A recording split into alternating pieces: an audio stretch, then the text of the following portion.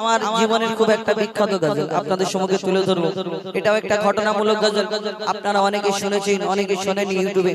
আমার এই আদমের কদম ধরে হাওয়া মা কেঁদে পড়ে, এটা হলো 3টে পার্ট এই গজলটা।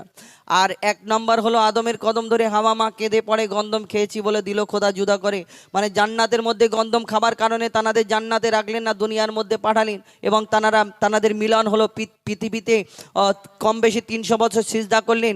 আর 300 বছর খোঁজাখুঁজির পরে তারপরে তানাদের মিলন হলো আরাফাতের ময়দানে এবং তানারা কি বলা কওয়া করলেন। কিন্তু তারপরের অংশ পার্ট 2, হাবিল কাবিল প্রশ্ন করে, তানাদের বাচ্চা কাচ্চা হলো জোড়া জোড়া বাচ্চা। মানে আমাদের ফ্যামিলিটা বাড়ে কি করে, যেমন আমাদের বিয়ে হয় আবার আমাদের বাচ্চা কাচ্চা হলে আবার তাদের আবার বিয়ে হয়, কাদের সঙ্গে বিয়ে হয় অন্যজনের কারো ছেলে বা মেয়ের সঙ্গে। কিন্তু পিতা আদম আর মা হাওয়া যখন দুনিয়াতে প্রথম আল্লাহ পাক রব্বুল আলামিন পাঠালেন, এই দুনিয়াতে অন্য কেউ ছিল না। পৃথিবী তো সেই তখন তো একদম নতুন, পিতা আদম আর মা হাওয়া একা, এই দুনিয়াতে আর কেউ নেই, শুধু পিতা আদম আর মা হাওয়া। কিন্তু তাদের বাচ্চা কাচ্চা হলো এই দুনিয়াতে কেমন জোড়া জোড়া বাচ্চা, একটা ছেলে একটা মেয়ে, হাবিল কাবিল, সুমাইয়া আকলিমা, এবং একটা বোন সুন্দরী ছিল এবং একটা বোন, যাই হোক। এবং হাবিল কাবিল তাদের আল্লাহর তরফ থেকে হুকুম আসলো যে তাদের বিয়ে দিতে হবে। আর বিয়ে দিতে হবে কার সঙ্গে, ওই ভাই বোনের বিয়ে, এই তরফে ছোট বোন এবং বড় ভাই, এই তরফে ভাই বোনের বিয়ে। এবং এই বিয়ের জন্য শয়তান তাদের আবার ধোঁকা দিল। একজনা চিন্তা করলো যে বড় ভাইয়ের সঙ্গে যখন বিয়ে হবে, চিন্তা করলে একজন সুন্দরী, তাকে আরেকজনা বিয়ে করবে বলে, সে অনেক ঘটনা। কিন্তু এই হাবিল কাবিল প্রশ্ন করে আরও যে বলো, তোমরা আমাদের জন্ম দিয়েছো, কিন্তু তোমরা যে আমাদের জন্ম দিয়েছো, আমাদের লালন পালন করেছো, আমাদের বাপ মা তোমরা, কিন্তু তোমাদের কে জন্ম দিয়েছে, তোমরা কেমন করে এত বড় হলে, তোমাদের কে জন্ম দিয়েছে, কে লালন পালন করেছে, আমাদের দাদা দাদি নানা নানি কে কোথায় আছে তারা? যখন প্রশ্ন করে হাবিল কাবিল কি উত্তর দেয়, কেন পিতা আদম আর মা হাওয়া তানাদের তো বাপ মানে, কি উত্তর দেবে? কবি ছন্দের মাধ্যমে সেই সম্পর্কে আরো কি লিখছে দেখো। হাবিল কাবিল প্রশ্ন করে হাওয়া আদমকে, হাবিল কাবিল প্রশ্ন করে হাওয়া আদমকে, তোমরা মোদের বাপ মা তোমাদের মা বাপকে। হাবিল কাবিল প্রশ্ন করে হাওয়া আদমকে, তোমরা মোদের বাপ মা তোমাদের মা বাপকে। হাবিল কাবিল প্রশ্ন করে হাওয়া আদমকে, তোমরা মোদের বাপ মা তোমাদের মা বাপকে। বলো গো মোদের, বলো কি তাদের নাম ছিল?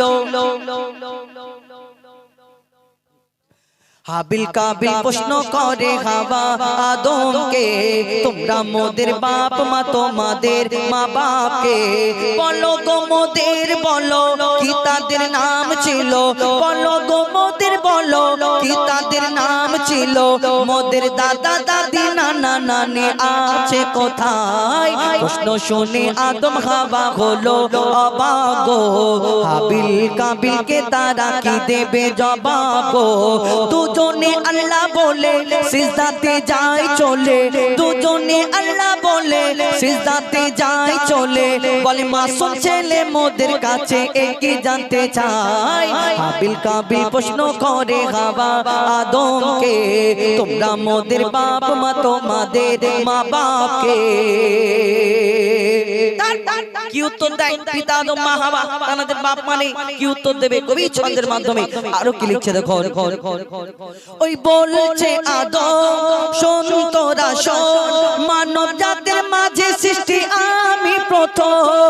মোর পাজিরার হাড়ে খোদা হাওয়াকে গড়ে, আর গন্ধম খেলাম দুনিয়ায় এলাম জান্নাত ছেড়ে। মোদের কেউ জন্ম দেয়নি, মোরা মায়েরই দুধ খাইনি। মোদের কেউ জন্ম দেয়নি, মোরা মায়েরই দুধ খাইনি। পাইনি মোরা মা বাপের ভালোবাসা, মোদের নেই বাবা মোরা এতিম দুজনা। মা বাবা কি মোদের জানা হলো না, দুজনে এতিম মিসকিন নেই মোদের মা বাপের।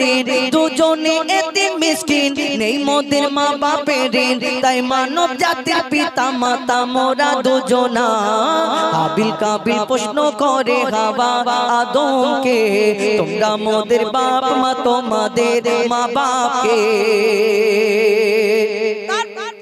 আল্লাহ মাটির আদমকে সৃষ্টি করার পরে আমরা আদম জাত আমরা অনেকজন অহংকার করি এই দুনিয়াতে, আমি সবকিছু জানি, আমি অনেক বড়, আমি অনেক বড়। কেউ টাকার অহংকার করে, কেউ শিক্ষার অহংকার করে, কেউ রূপের অহংকার করে, কেউ ক্ষমতার অহংকার করে। এই দুনিয়াতে আমি মনে করি আমি শিক্ষা করেছি, আমি সব জানি। কি জানি আমি এই রকম মানুষকে দেখে অপগ্রাহ্য করি না। এই দুনিয়াতে আমরা আদম জাত আমরা কিন্তু অহংকার করি, কিন্তু এই অহংকারীকে আল্লাহ পাক রব্বুল আলামিন পছন্দ করে না। কেন এই অহংকার প্রথম কে করেছিল? আজাজিল জান্নাত। আল্লাহ পাক রব্বুল আলামিন মাটির আদমকে সৃষ্টি করার পরে আল্লাহ ফেরেশতাদের হুকুম করলো, হে আমার ফেরেশতারা তোমরা ওই মাটির আদমকে সিজদা করে নাও। সেদিন সবাই সিজদা করে নিল, একমাত্র একটা ফেরেশতা সিজদা করলো না, যার নাম হলো আজাজিল, যাকে ফেরেশতাদের সর্দার বলা হতো। কিন্তু এই ফেরেশতাদের সর্দার কেন সিজদা করলো না, কেন মানলো না? এই দুনিয়াতে সব ফেরেশতারা যখন আল্লাহর হুকুম মেনে নিল, আসলে আজাজিলটাকে, যেমন আমাকে আপনাকে আল্লাহ আদম জাতকে সৃষ্টি করেছেন তানার ইবাদত করার জন্য। আমাদের সৃষ্টি করার আগে আল্লাহ একটা জিন জাতকে সৃষ্টি করেছিল তানার ইবাদত করার জন্য, কিন্তু সেই জিন জাত আল্লাহর এত নাফরমানি করতে লাগলো। আল্লাহ সেই জিন জাতকে ফেরেশতাদের হুকুম করলো, এই আমার ফেরেশতারা তোমরা জিন জাতকে ধ্বংস করে দাও, শেষ করে দাও। আর করার পরে যার মধ্যে একটা ছোট্ট বাচ্চা বেঁচে রয়ে গেল, আর সেই বাচ্চাটা ইবাদত করতে 6 লক্ষ বছর ধরে ইবাদত করেছিল। করার পরে যার নাম হলো আজাজিল, যাকে ফেরেশতাদের সর্দার বলা হতো, কিন্তু তার মনেতে অহংকার প্রথম রয়ে গেল। আমি আগুনের সৃষ্টি, আমি জিন জাত, আর আমি মাটির পুতুলকে, মাটির আদমকে সিজদা করবে, এটা কেমন হয়? কবি ছন্দের মাধ্যমে আরো কি লিখছে দেখো। নিয়ে কাদা মাটি ধুল খোদা গড়লো পুতুল, নিয়ে কাদা মাটি ধুল খোদা গড়লো পুতুল, সে পুতুলে দিল নূরে মুহাম্মদ রাসূল। পুতুল নড়ে চড়ে আবার সিজদা করে, সারা কায়নাতের জ্ঞান খোদা দিল যে তারে। জিবরিল আমিনকে ধরে আজাজিল দুঃখ করে, জিবরিল আমিনকে ধরে আজাজিল দুঃখ করে, আমাকে ভুলে গেল খোদা আদমের মায়ায়। আমি জিন জাত তবু ফেরেশতাদের সর্দার, সব থেকে বেশি জ্ঞানী হে আমার অহংকার। আগুনে আমার জনম আর মাটিতে গড়া আদম, আগুনে আমার জনম আর মাটিতে গড়া আদম। আরে আদম এসে সিজদা দেবে আমার দুটি পায়। আবিল কাবিল প্রশ্ন করে হাওয়া আদমকে, তোমরা মোদের বাপ মা, তোমাদের মা বাপকে বলো গো মোদের, বলো কি তাদের নাম ছিল? বলো গো মোদের, বলো কি তাদের নাম ছিল? মোদের দাদা দাদি নানা নানি আছে কোথায়? আবিল কাবিল প্রশ্ন করে হাওয়া আদমকে, তোমরা মোদের বাপ মা, তোমাদের মা বাপকে। আবিল কাবিল প্রশ্ন করে হাওয়া আদমকে, তোমরা মোদের বাপ মা, তোমাদের মা বাপকে।